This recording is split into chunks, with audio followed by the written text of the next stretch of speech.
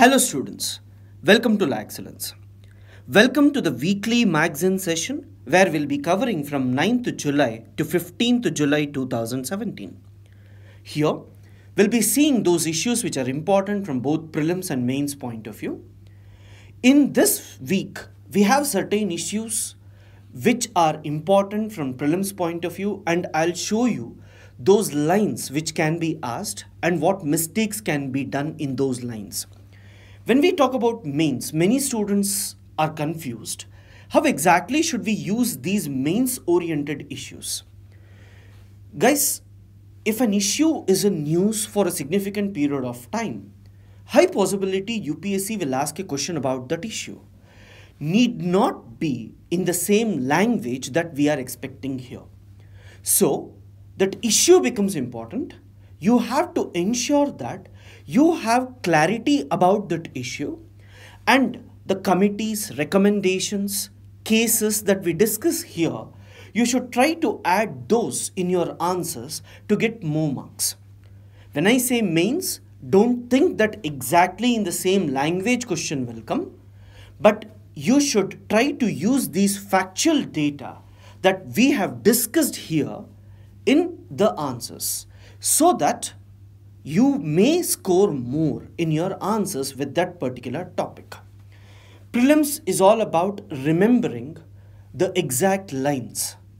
But mains, when you're reading, you should know where exactly you can utilize this particular statement.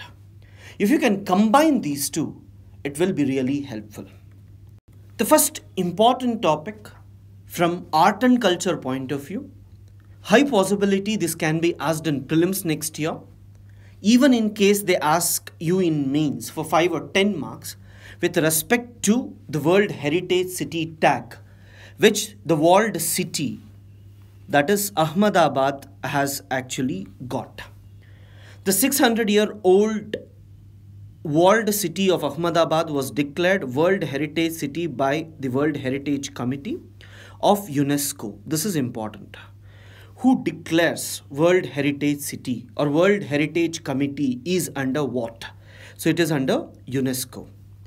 Earlier, you had several other cities which are very, very important. And most importantly, when you look at Syria, Iraq and all, whenever bombings usually happen, you may listen to this. This has World Heritage City, World Heritage Tomb is there, or World Heritage Structure is there. Complexes there. In these, attacks are usually happening. So these type of information you usually get. And UPSC has also asked you this city is in which country. And you should be also aware that it is the first Indian city to get the honor. In South Asia, you have several other cities which has got. But in India, it is the first city. So they may give you, consider the following statements with respect to Ahmedabad getting the World Heritage City tag. So at that point of time, we should talk about all these points one after the other. In case they ask you a question about the walled city of Ahmedabad, you should actually talk about these factual information. The walled city of Ahmedabad is located on the eastern banks of Sabarmati River. It was founded by Sultan Ahmad Shah I. This is important from mains. It presents a rich cultural heritage from the Sultanate period. It has numerous mosques and tombs as well as important Hindu and Jain temples of later periods. The city also holds rare distinction of being one of the oldest trading points in India and also centers of Indian freedom struggle under Mahatma Gandhi. So these information is important when you are talking about this. 100 to 125 words, if you need to know about this issue, just look into this. Least possibility you may get a question, but still, please be prepared. Then the next important thing is about art of producing colorful wooden masks, which is actually called as Gomira mask, where we usually see that this traditional mask is crafted by artisans of West Bengal, where they use this during a dance program or during a Gomira festival where all the people will come. They actually wear the masks of goddess Durga or they will be usually using Hanuman masks and they dance. There is revival of this. So in prelims, if they ask you Gomira mask is associated with which state, or Gomira dance or festival is associated with which state, it is West Bengal. But what has the state done? State has linked itself with the UNESCO. It has signed agreements with UNESCO and it has just tried to ensure that during this festival, they are all coming together and they perform dance and other things. So here you can see a number of initiatives which includes setting up of this festival and organizing a village folk festival every year so that the demand for that mask remains. You can see when Ganesh Chaturthi actually happens, a lot of artisans who are dependent on that. Even though it's only once in a year, you usually observe that because of the great demand, those artisans will be working on that particular product throughout the year. Similarly, when you have these festivals conducted with the help of the state government, they ensure some sort of security so that they know that there is a market for this particular product. In 2013, West Bengal government and UNESCO, they came together to help promote this festival so that the livelihoods of the people who are dependent on this will be changed. Bangla Tuck, a social enterprise that partners with UNESCO, work for capacity building among the mask makers at the ground level. This you can actually use it for NGOs' role in bringing the cultural aspect of the society, where it is trying to identify the cultural aspect of the society and they are trying to help the artisans or the communities which are dependent on this. Most importantly, one, you should know it is from which state. Second, you should know what are the initiatives of the government. They may not ask you with respect to this dance, but whenever you're writing essay or any other issue, if you can use this statement, it will be helpful. The next important issue is actually about the World Population Day, which was celebrated on 11th July.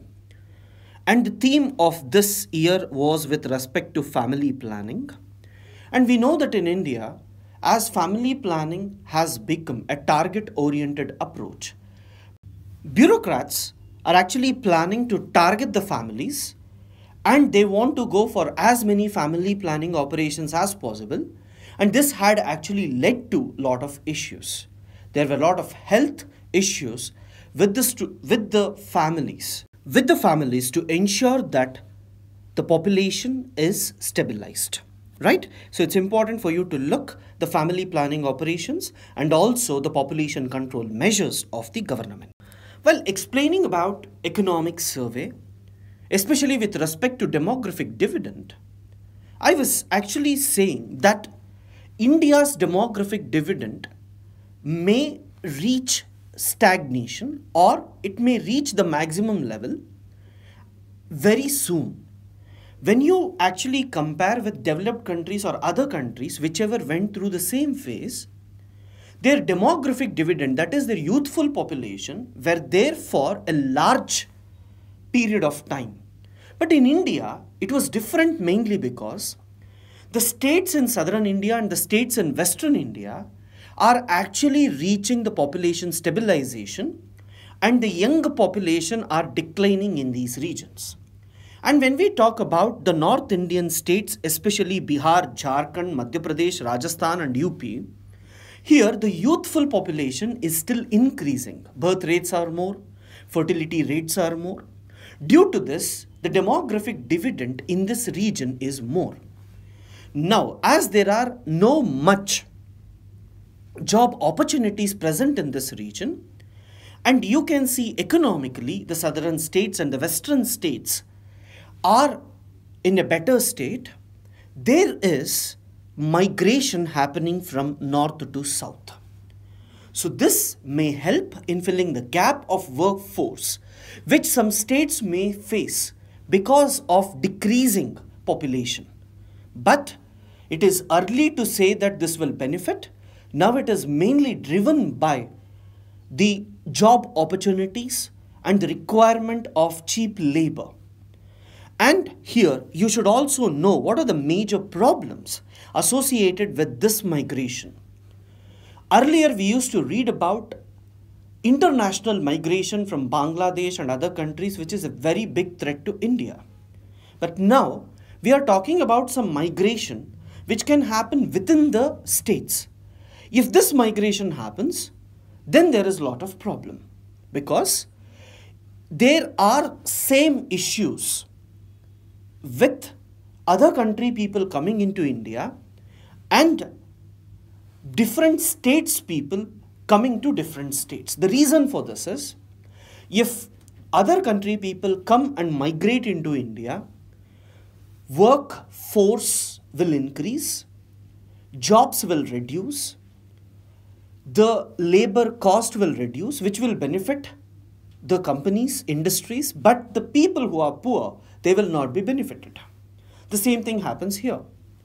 The demography will change, here also it will change. There will be cultural impact, here also there will be cultural impact, because the culture of the two states, if you take north and south states, are completely different.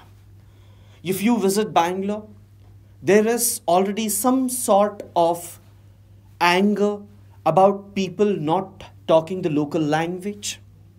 If you go to Chennai, there are people who talk about the climate and also the cultural aspects there. So here, there is already some sort of friction developing. You know, when you talk about Mumbai, Maharashtra, the major issues that happens in that state, all these usually leads to one form or the other form, right? So you should be careful when you talk about the Indian migration. So let me just give you some of the problems associated with this migration. As I told you, the first major thing is language barrier. Second important thing is social security when these people come. You have to give PDS, free housing, all this. Discrimination may happen. You can remember son of the soil sentiment. Political exclusion, they may not be given some authority. They are the new form of minorities who will not enjoy power in the new areas because they won't be going back. These migrants will never enjoy political power, and you never know whether they get the voting rights or not. Limited access to formal financial services, mainly because they cannot get access to banking services. Your KYC norms, address proof, all these are not available. So that empowerment will also be difficult. If we can go for documentation and identity, especially Aadhaar may help it. But how well can we integrate Aadhaar into the state services also is a matter of concern.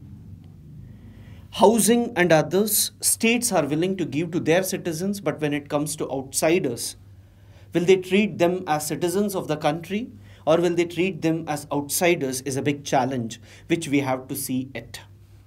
So these are some of the major issues that may happen with respect to migration within the country as well. From paper 3 point of view, you're all aware that NGOs issue are happening, especially when it comes to foreign contribution and money laundering, IB. Everyone is talking about NGOs are actually acting on behalf of foreign governments. They are actually a threat to the GDP of the country. There were a lot of restrictions posed by the government on NGOs.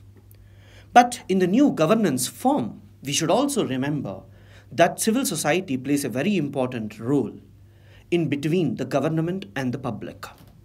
Unfortunately, because of few NGOs misusing these, there is a lot of restrictions on all the NGOs.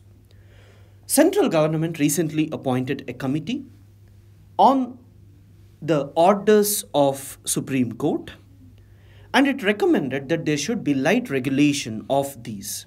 It has not been accepted by the government, so these remain as recommendations. So you should say the Vijay Kumar committee, which is actually focusing on the light regulation of NGOs are actually talking about FCRA regulations and other things, registration, maintenance of bills. All this has to be done in a simple format.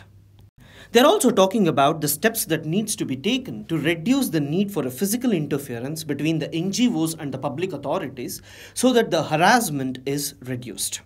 At the same time, they're talking about taking up the auditing and procedures that are required to receive grants or recover grants if there is any case of misappropriation. It has also recommended an overarching legislation with best practices that are actually required to control NGOs both at the state level and the central level. A lot of NGOs are being controlled by the central government. There are no proper state laws to look into this issue as well. And there is a requirement for a nodal body to oversee the various interfaces that are required between the NGOs and the government. And it has recommended the Niti Aayog to be vested with this power, right? So these are some of the recommendations of the committee which will be very, very important for you to write in mains. And then you're all aware that the Prime Minister had visited G20. There it is believed that they have hailed Indian reforms, especially when it comes to the ease of doing business and some of the things which are on par with the international norms, which will help other countries to come and invest in India. Here, acknowledging the steps that are being taken by India for sustainable and inclusive growth, which will help build global economy, the G20 has praised the initiatives in the country, especially with respect to ease of doing business, startup funding and labor reforms. India has also taken up measures to ensure that the startups will receive money externally, that is through external commercial borrowings, which may help them to encourage innovation and also promote easy business. All these efforts were respected and highlighted by the G20, and they have hailed Indian reforms in this sector. The next issue is actually with respect to Malabar Exercise. You know, the military exercises, naval exercises which are actually happening between India, United States and Japan. Earlier, Australia had also been part of this. You should be just knowing which are the three countries which are part of this. Whenever military exercises or joint exercises usually happen, the navies, they know that how exactly they should work with each other whenever there are any urgencies. That is, let's take India and United States, or India, US and Japan wants to wage war against China or any other country for that matter. At that point of time, they should be knowing how every navy performs so that they can work coordinatively.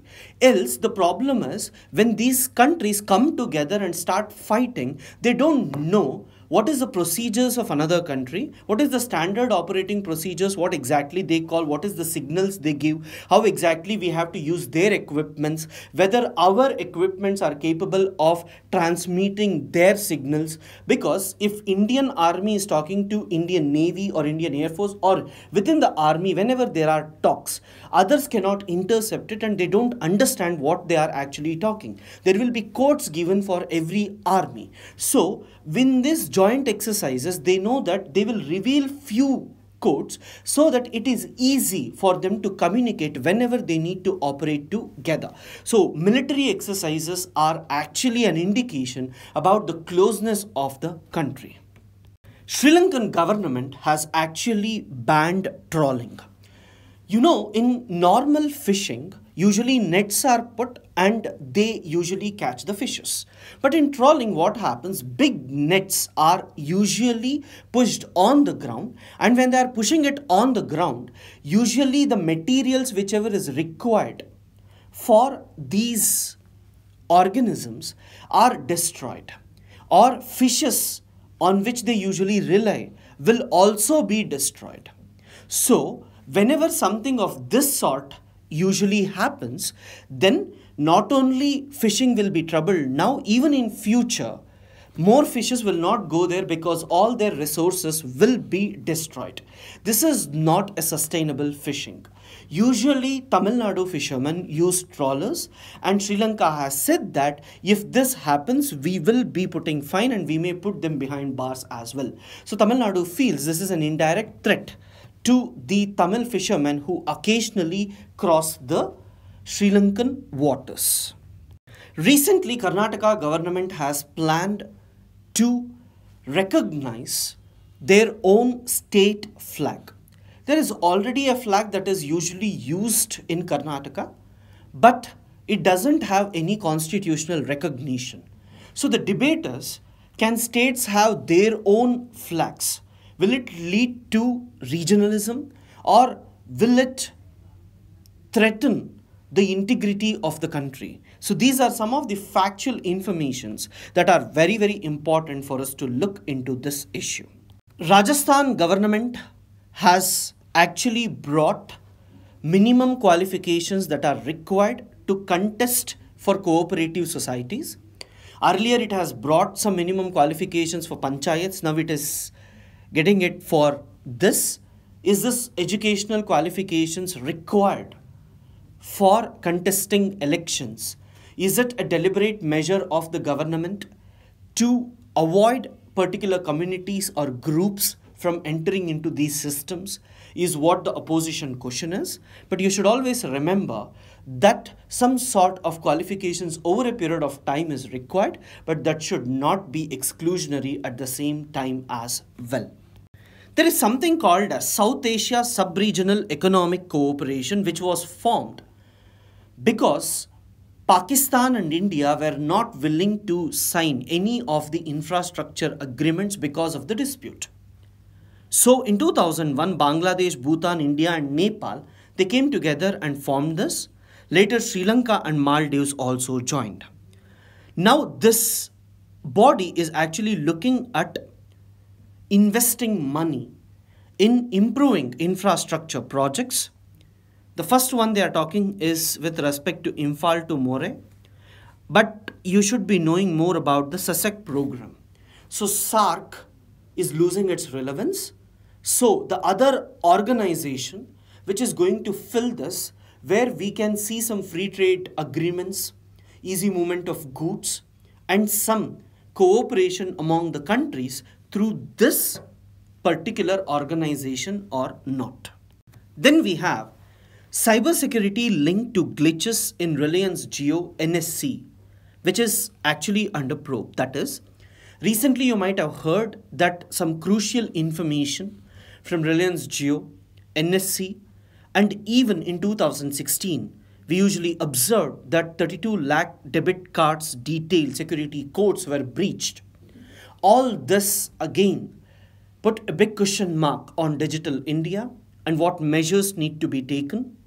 There are certain international organizations which has talked about the cybersecurity index in which India has not performed extremely well. So all this you can use in your mains answer writing. Recently, the central government has actually proposed to set up government e-marketplace where everything will be transparent, especially procurement of goods by the government will be transparent. 5 states and a union territory has actually signed an agreement for this. In this, what happens? Government will actually put their tenders, notify it on the e-marketplace, and all these agencies will apply there directly. Whenever they apply directly, so everything will be transparent, everything will be shown, why a particular company is given, why something else is not given. Sometimes it is believed that there are different procedures for different procurement. With this e-marketplace, everything will be centralized and there will be clear-cut norms. So government, whenever it brings anything of this, it is not hiding the information from the market, which may actually benefit only certain companies.